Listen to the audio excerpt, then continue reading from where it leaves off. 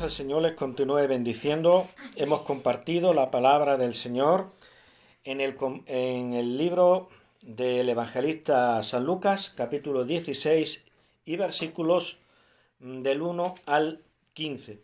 Entonces, hoy vamos a considerar la parábola del mayordomo infiel. Es un texto en el que nunca he predicado, siempre lo he evadido un poco, pero bueno, hoy lo voy a encarar, lo voy a encarar y que el Espíritu Santo me dé palabra para ustedes. La palabra del Señor en el día de hoy dice que el Señor Jesús dijo a sus discípulos: había un hombre rico que tenía un mayordomo. Este hombre rico resulta que tenía un mayordomo. ¿Y qué es un mayordomo? Nuestra palabra española mayordomo es una palabra que que tiene dos partes. Mayor, que significa el más importante, el principal, el que manda, y la palabra domo, que hace alusión a la palabra latina hogar, porque domo en latín significa hogar. De ahí viene, por ejemplo, animales domésticos. El gato, el perro son animales domésticos. ¿Por qué? Porque viven en el domo, porque viven en el hogar, en la casa. Entonces, era el mayor de la casa. Es decir, él era el administrador. Él era el administrador de los bienes del hombre rico. Y entonces nos dice la palabra, dice, y este fue acusado ante él como disipador de sus bienes. Es decir, tenía una mala administración, era una persona desordenada, una persona incompetente, era una persona maliciosa, y entonces resulta de que estaba disipando los bienes de su amo. De tal manera de que en lugar de hacer prosperar la hacienda, guardar la riqueza de su amo y hacerla crecer, era todo lo contrario. Entonces dice que fue acusado ante el hombre rico de ser disipador de sus bienes. Finalmente le llamó. Entonces le llamó y le dijo: ¿qué es esto que oigo acerca de ti? Da cuenta de tu mayordomía, porque ya no podrás más ser mayordomo. Entonces, ¿qué es lo que pasó? Pues que el hombre rico se enteró de la mala administración de su mayordomo y dijo: bueno, hasta aquí hemos llegado.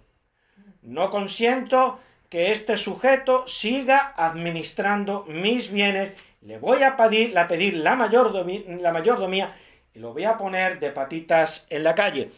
Entonces el mayordomo dijo para sí: ¿qué haré?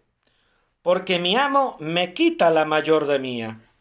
Entonces era un hombre que posiblemente no se había ocupado de otra cosa, no conocía otro oficio, no conocía ninguna otra profesión, y entonces se encaraba a un futuro difícil. Se encaraba a una situación económica muy precaria. Y entonces él empezó a cavilar dentro de sí: ¿qué haré? Porque mi amo me quita la mayordomía. Dice: cavar no puedo.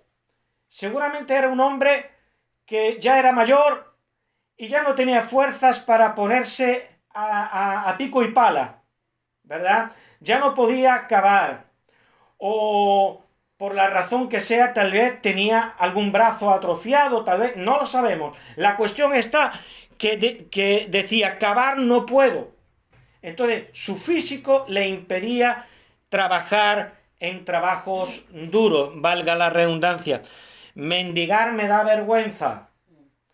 Entonces ni podía hacer trabajos físicos, ni tampoco podía mendigar, porque no tenía el valor de pedir en la calle, de vivir de la caridad de los demás. Dice: ya sé lo que haré, nos damos cuenta de una cosa, que el mayordomo infiel era una persona muy, muy pilla, era una persona al mismo tiempo muy inteligente, de tal forma que este hombre en su picardía, más que inteligencia, en su picardía, de una vez acertó con lo que tenía que hacer. Ya sé lo que haré, para que cuando se me quite de la mayordomía, me reciban en sus casas. O sea, cuando él se presente en las casas de los acreedores de su amo, resulta que lo reciben con los brazos abiertos. Entonces, ¿qué es lo que iba a hacer? Dice, y llamando a cada uno de los deudores de su amo, dijo al primero: ¿cuánto debes a mi amo?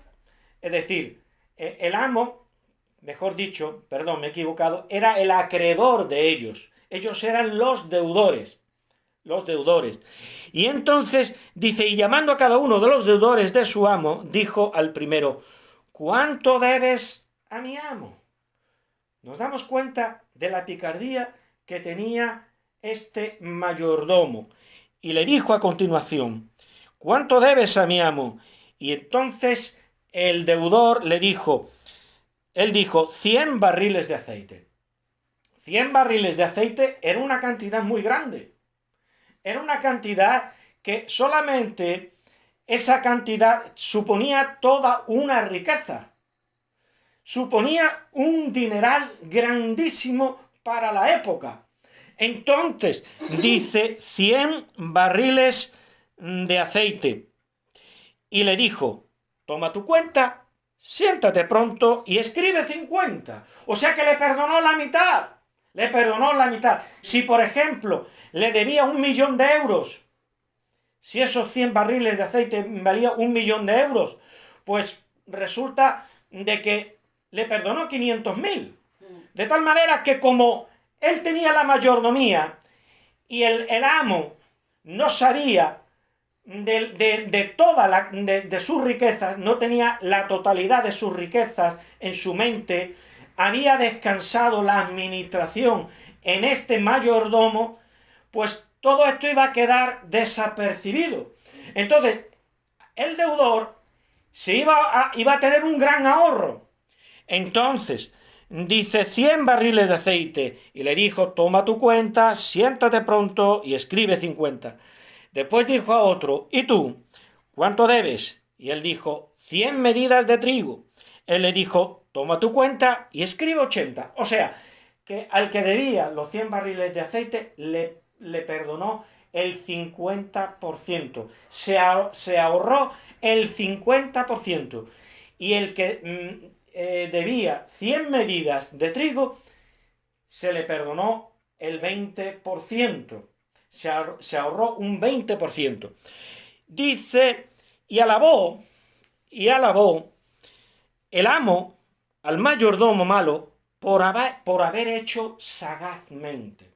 O sea, no lo alabó porque fuera malo. Estaba indignado con él. Había sido un mal administrador. Sin embargo, lo alabó por su sagacidad. El motivo de su alabanza fue la sagacidad que este mayordomo malo tenía. Dice, y alabó el amo al mayordomo malo por haber hecho sagazmente, porque los hijos de este siglo son más sagaces en el trato con sus semejantes que los hijos de luz. Y es así, esto es una cosa, hermanos queridos, que siempre ocurre en este mundo. Los inconversos tienen más sagacidad entre ellos mismos que nosotros los cristianos. Nosotros los cristianos somos, vamos con la verdad por delante. Aunque algunas veces pecamos, ¿verdad? Porque somos débiles, pero sin embargo, por ahí oí en una ocasión a una mujer que decía, una mentira es muy precisa. Yo no puedo renunciar a la mentira porque una mentira es muy precisa. Entonces, entre la gente del mundo se engañan unos a los otros. uno le dice una mentira al otro y ese otro a su vez le dice al primero otra mentira. Y se engañan unos a otros y van medrando en la sociedad con la mentira, con el engaño, con la sagacidad. Son sagaces. Pero sin embargo nosotros vamos como hijos de Dios con la verdad por delante. No tenemos necesidad de mentir porque confiamos en la provisión de Dios. Confiamos que Dios nos va a abrir puertas y no tenemos la necesidad de engañar, de mentir para obtener algo. Si lo obtenemos, gloria a Dios, el Señor lo ha permitido, pero si no lo obtenemos, gloria a Dios también, porque no tienes esa cosa, lo que quiera que sea, de la clase que sea. Puede ser un automóvil, puede ser un sofá, puede ser una cartera, puede ser unos zapatos, puede ser lo que sea. Pero siempre sabemos que estamos bajo la protección y el control de Dios. Dios tiene control de nuestras vidas. Por lo tanto, no tenemos necesidad de actuar con esa malicia, con esa sagacidad pecaminosa, porque es una sagacidad pecaminosa. Ahora, sagacidad para lo bueno, claro que sí. Por supuesto, tenemos que ser sagaces en el sentido de tener una mente despierta, una mente despierta, como este hombre, que tenía una mente despierta y halló una solución para su problema. Dice, y alabó el amo al mayordomo malo por haber hecho sagazmente, porque los hijos de este siglo son más sagaces en el trato con sus semejantes que los hijos de luz. Y yo os digo, ahora el Señor Jesús nos da un consejo, nos dice algo que tenemos que aplicar a nuestras vidas. Y yo os digo, ganad amigos por medio de las riquezas injustas, para que cuando éstas falten os reciban en las moradas eternas. Aquel mayordomo malo, como había perdonado una verdadera riqueza a aquellos deudores de su amo, ahora lo iban a recibir con los brazos abiertos cuando se le quitara la mayordomía. Ya no iba a tener que cavar, ya no iba a tener que mendigar, lo iban a recibir con los brazos abiertos. Imagínate, 1.000.000 de euros, y ahora se le queda la deuda en 500.000. Hombre, madre mía, ¿cómo no voy a recibir a este hombre en mi casa, que coma, que beba, que viva aquí en un rincón, aunque sea en el rincón más humilde de la casa? Posiblemente el que le debía 100 barriles de aceite, pues era también un hombre rico, era también un negociante. Y entonces seguro que tenía una amplia casa. Las casas orientales de la gente rica eran mansiones. Pues ahí lo dejo. Le debo mucho a este hombre. Consiguió que yo le debiera solamente 500.000 euros a este otro hombre, cuando le debía 1.000.000. Yo no puedo darle la espalda. Entonces, ahora me recibirán en sus casas, decía el mayordomo malo, el mayordomo infiel. Entonces, dice el Señor, yo os digo, ganad amigos, por medio de las riquezas injustas. ¿Qué son las riquezas injustas? Las riquezas injustas son las riquezas de este mundo, que son empleadas muchísimas veces para cosas malas. Las riquezas injustas es los bienes materiales. Entonces, ¿de qué nos sirve todos los bienes materiales? ¿Ha habido alguien en esta tierra que cuando ha muerto se ha podido llevar un solo céntimo a la otra vida? Un solo céntimo. Ya no digo 1.000.000 de euros. Un solo céntimo. Nada. No nos podemos llevar nada de esta vida. Los faraones construyeron esas pirámides, construyeron sepulcros grandísimos, decorados maravillosamente con el arte de los egipcios, y los enterraban en ataúdes de oro, y llenaban el sepulcro, toda la sala del sepulcro lo llenaban hasta de todo tipo de carros, de todo tipo de cerámica, objetos de oro, piedras preciosas. Bueno, los preparaban maravillosamente para la otra vida, para que siguieran siendo ricos en la otra vida. Y sin embargo, ¿dónde está toda esa riqueza? De tantos faraones que tuvo Egipto, solamente nos ha llegado una tumba casi intacta, la tumba de Tutankamón. Pero las demás tumbas de los faraones, todas, fueron saqueadas. No les quedaron nada. El faraón se fue pobre a la otra vida. No les quedaron nada. Allí se encontraron los ladrones de tumbas, se encontraron toda la riqueza. Entonces, no nos podemos llevar nada de este mundo. Pero seamos sabios, tengamos sagacidad y con las riquezas injustas de este mundo, ganemos amigos para que cuando vayamos a la patria celestial, estos amigos nos reciban con los brazos abiertos. ¿Quiénes son esos amigos? Son almas que han sido ganadas en el ministerio evangelístico. Invirtamos en el reino de Dios. Apoyemos a los misioneros. Apoyemos a los pastores, apoyemos a todo aquel que predica la palabra. Tal vez tú no ganes 1000 almas para Cristo. Tal vez esas 1000 almas las ganen 3 misioneros, 10 misioneros en distintas partes del mundo. Pero son hombres que necesitan un apoyo. Y tú, con las riquezas injustas de este mundo, tú puedes invertir. Tú puedes apoyar esos ministerios. Y entonces, esas almas que van a ser ganadas para el Señor, una vez que tú partas a la patria celestial, te van a recibir con los brazos abiertos. Gracias, hermano, porque Dios te usó como instrumento en sus manos para que yo esté aquí. Gloria al Señor. Yo os digo, ganad amigos por medio de las riquezas injustas, para que cuando éstas falten, os reciban en las moradas eternas.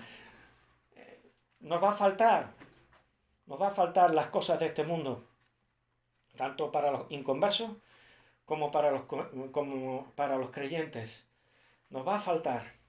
Nadie se ha podido llevar nada, pero qué bueno, gloria al Señor, que nos reciban en la patria celestial con los brazos abiertos cuando lleguemos allí. Gloria al Señor. Eso es lo que tú te vas a llevar. Eso es lo que yo me voy a llevar.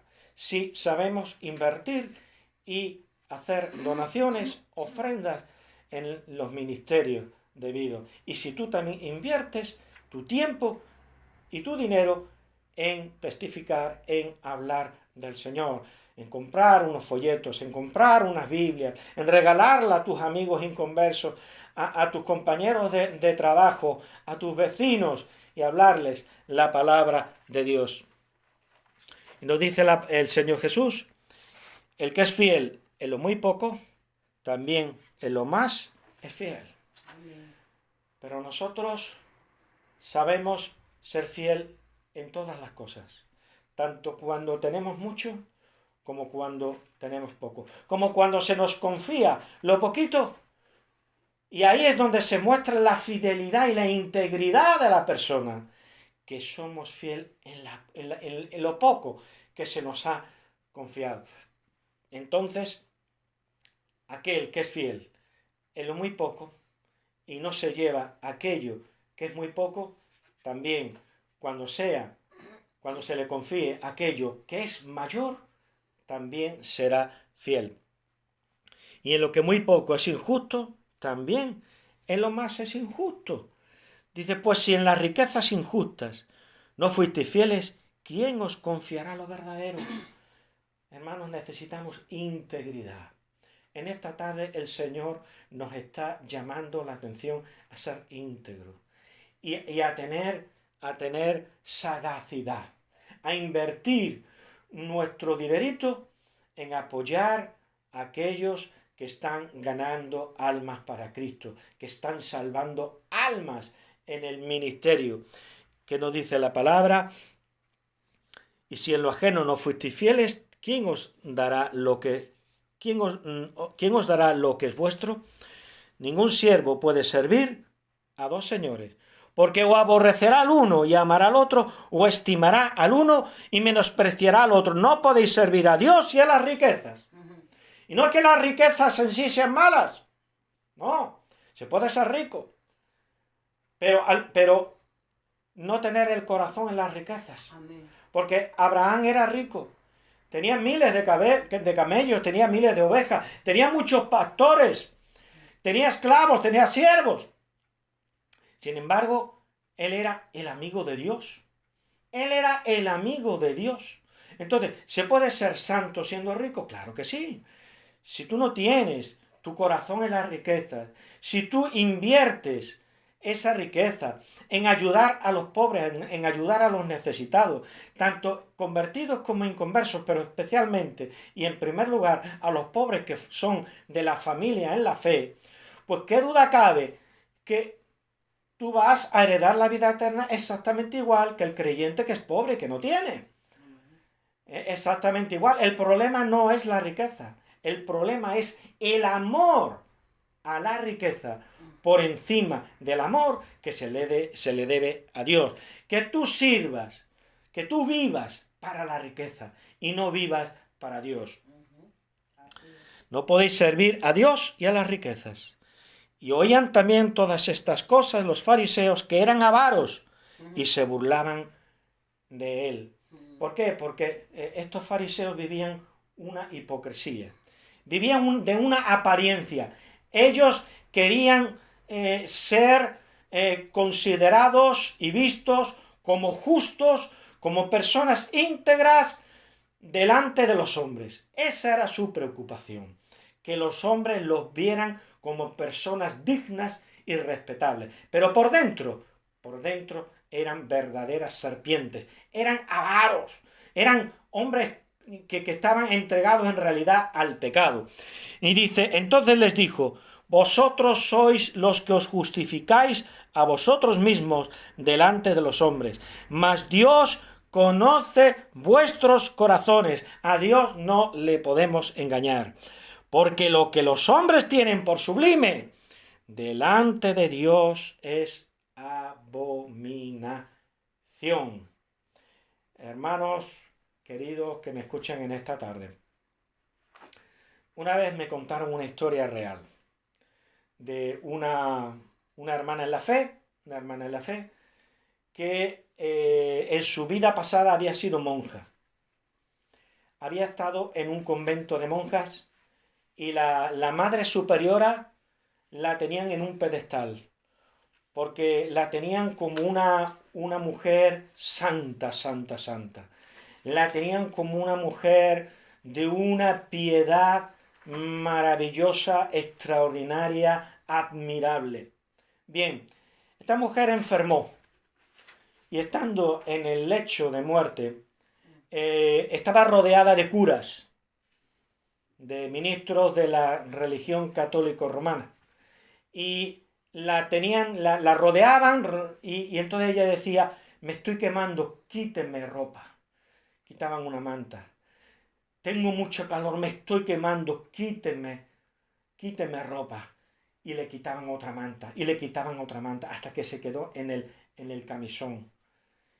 Y esta mujer resulta de que cuando entró a la habitación y vio este espectáculo, ella razonó y dijo, si esta, que nosotros la tenemos por tan santa, que es una mujer íntegra, santa, extremadamente piadosa, que vive rectamente la palabra de Dios, entonces yo ¿qué es lo que hago aquí? Estoy perdiendo mi tiempo. Si esta se está quemando en el infierno, si está con un pie en esta vida y con el otro pie en la otra, y se está quemando, ¿yo qué hago aquí? Ella cogió, colgó los hábitos y se fue a vivir el mundo. Pero alguien le habló del Evangelio y ella se convirtió, se entregó al Señor. Entonces, delante de los hombres, esta mujer era muy piadosa. La madre superiora del convento era intachable a los ojos de los hombres, a los ojos de los demás. Pero Dios conocía su corazón. Dios conocía el corazón de esta mujer. Entonces, nosotros, gloria al Señor, tenemos que ser íntegros ante Dios. Y aquel que todavía no haya dado el paso entre nosotros de arrepentirse y de recibir a Cristo como Señor y Salvador de su vida, que escape por su vida. Que escape por su vida. Que se convierta, que entregue su vida al Señor, que entregue su corazón al Señor. Vosotros sois los que os justificáis a vosotros mismos delante de los hombres. En la iglesia es absurdo que haya personas que aparenten ser creyentes sin que lo sean. Dice, mas Dios conoce vuestros corazones. No podemos escapar al ojo escrutador de Dios, porque Dios todo lo sabe, y Dios escudriña la mente y el corazón de cada persona. Dice, porque lo que los hombres tienen por sublime, delante de Dios es abominación. No somos nada. El hombre es pecador, el hombre nace con la condenación unida, ligada a él. El hombre es pecador. El hombre nace con una naturaleza pecaminosa. Y entonces, delante de Dios es abominación aquellas cosas que los hombres lo tienen por sublime. Muchas veces incluso hacemos obras para que otros nos vean y nos den una palmadita a la espalda y nos digan, qué bueno eres. Eso no tiene valor delante de Dios. Eso es pura hipocresía. Que el Señor nos ayude en esta tarde a ser sagaces como el mayordomo y al mismo tiempo saber invertir las riquezas injustas de este mundo que vengan a nuestras manos en ganar almas para Cristo, para que cuando partamos de esta vida y lleguemos a la patria celestial nos reciban esas almas con los brazos abiertos, agradecidas porque fuimos instrumentos en las manos del Señor para salvación de sus almas. Que el Señor les bendiga, hermanos.